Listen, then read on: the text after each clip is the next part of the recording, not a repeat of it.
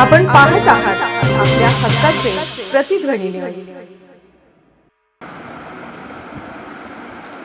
उदगाव सांगली मार्गावर कल्पवृक्ष गार्डन शेजारी भले मोठे झाड डंपरवर पडले.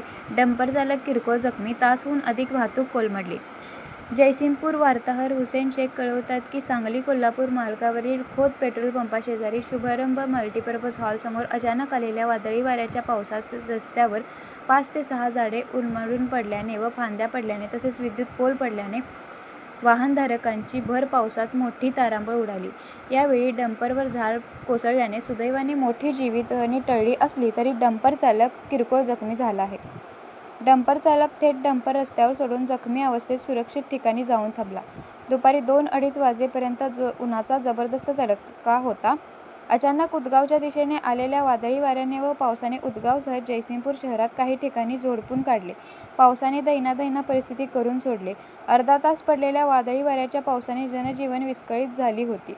विद्युत पोल पडल्याने तसेच विद्युत तारा देखील रस्त्यावर पडल्याने वीज पुरवठा खंडित करण्यात आला.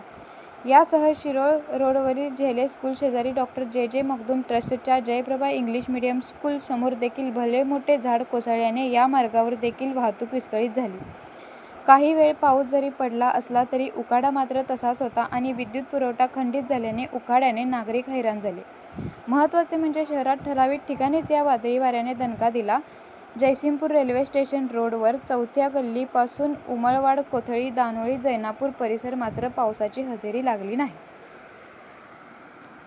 आपण पाहत आहात प्रतिध्वनी चॅनल. अशाच बातम्या पाहण्यासाठी आमच्या चॅनलला सबस्क्राईब करा आणि बेल आयकॉनवर क्लिक करा.